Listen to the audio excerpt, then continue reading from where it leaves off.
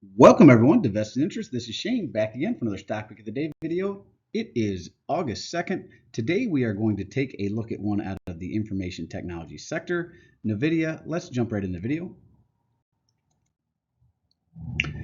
So if you want to know more about this company, check them out, www.nvidia.com. That's www.nvidia.com. That is their homepage where I pulled this information from.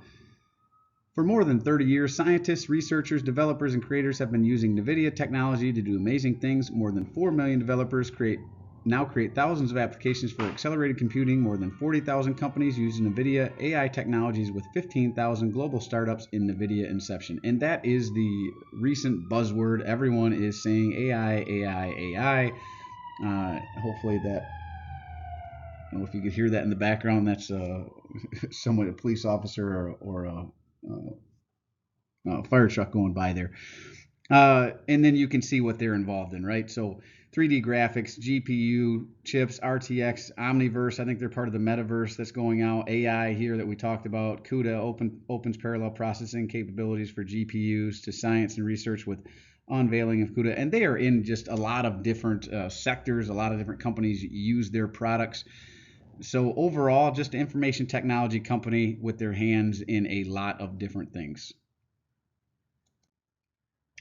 And the reason we are taking a look at them today, down 4.81%, we are talking about Nvidia Corporation, ticker NVDA, out of the information technology sector.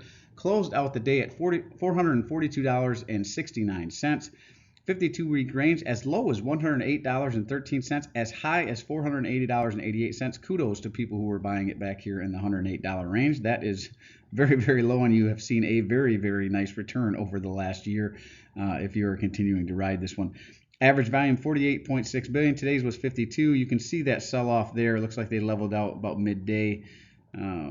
Market cap of 1.093 trillion, so a very large cap company here.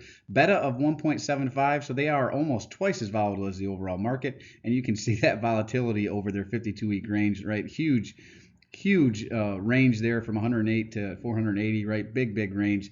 So that speaks to that volatility there. Price to earnings ratio, PE ratio, this is off the charts, $231.59.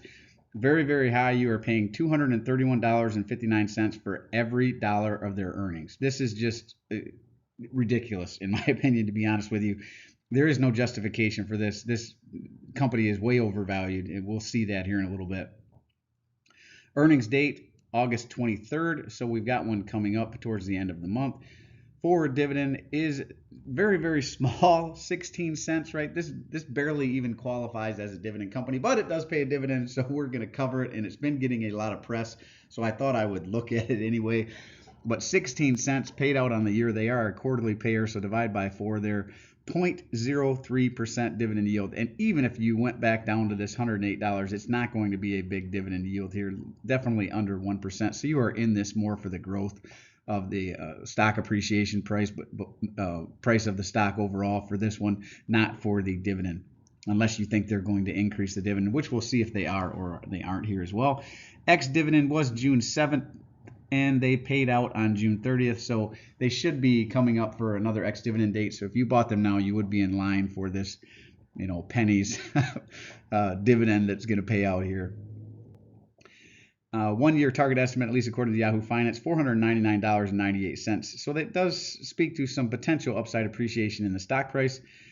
Let's look at this under statistics. We like to look at dividend yield theory here on the vested interest community. And if you like content like this, go ahead and hit the like button. Go ahead and share with someone that might find value in the content. Drop a comment down below. Let me know what you think in the video.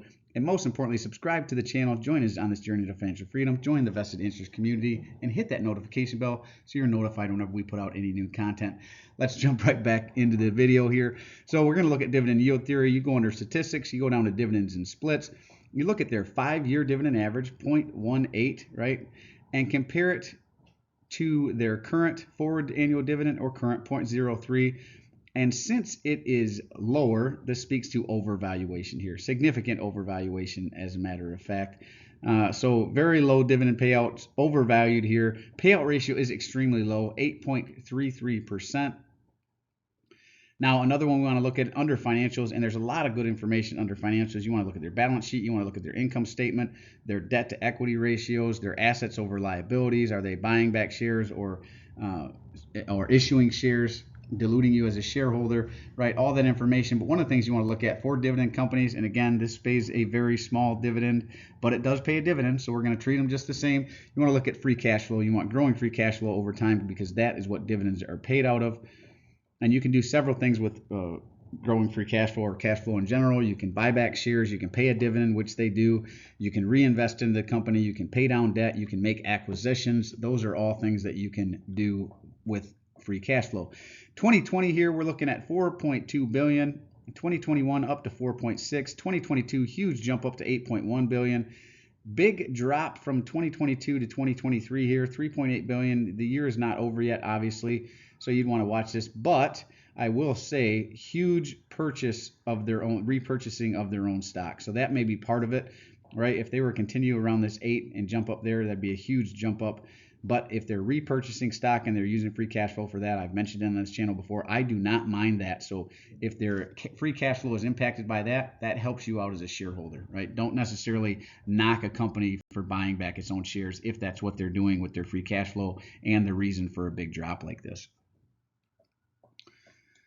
Now, I always recommend more than one source. So another one that I like is stockanalysis.com. I'm not affiliated with Stock Analysis or Yahoo Finance, just a couple of sources I like to go to. And they have 37 stock analysts that have taken a look at this. So quite a few eyeballs on this particular stock.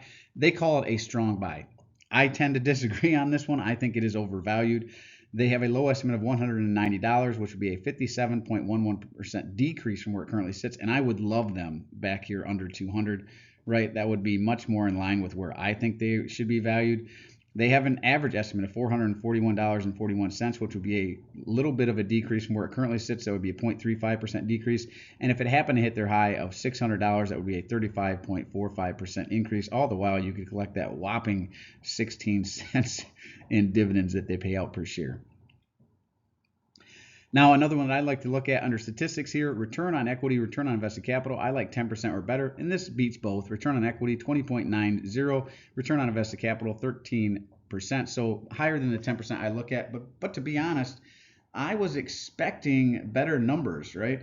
For a company that is so, in my opinion, overvalued and so many people have such a high valuation on this, I would expect better numbers. I really would. I don't see the hype, their growing revenue, all that looks good. And I understand they're in information technology and AI is the new buzzword. But if you saw on the slide before, they've been dealing with AI since 2012. So it's not like it's some new thing that they've just rolled out that they're going to be getting a bunch of new investments or capital from, unless they really think over the next 10, 20 years AI is going to be the wave of the future, which again seems to be the modern buzzword. But you hear that all the time. 5G was the modern buzzword for communications here 7, 8 years ago. Every decade has its new buzzwords, right? The dot-com bubble, the internet was going to change the world, and it did. But a lot of internet companies went out of business. So just because something is going to be the next great thing does not necessarily justify the valuation sometimes. And in my opinion, this one is just overvalued. Might be worth throwing on the watch list to see if it pulls back here, towards this 190. And with the volatility of this one, right? We saw the bet at 1.75. It might just do that, right? This might be one where you can play those big swings and buy it low, hold it whenever it runs up, buy it low, hold it when it runs up. That would be my recommendation on this one. Really, I'm not interested in this unless it had a huge pullback, but I thought I'd cover it anyway. Let's look at the dividend payout again. Very low payout ratio, 8.33%, but no dividend growth. I only went back to 2020 on this one. It's 40 cents. It's been 40 cents for several years now. I did go back further whenever I was looking at this. The last time they raised their dividend was back in 2018, so they have not raised the dividend in 5 years. I would not consider this a dividend growth company. Again, this is one you're buying for price appreciation. I would just make sure you're buying it at the right price. Right now, I feel like it's overdue for a pullback. and it looks like it may have started with that 4% decline on the day. We'll see. I think there's quite a few stocks in the information technology sector that are overdue. Apple is one, Microsoft, this being another one. So I am looking for more of a pullback in this sector overall, and this is one really, unless it has a significant pullback, I would not be interested. This is the vested interest stock screener. You can go ahead and pause this and go through this at your leisure. And that is really it for this one. Really appreciate you stopping by.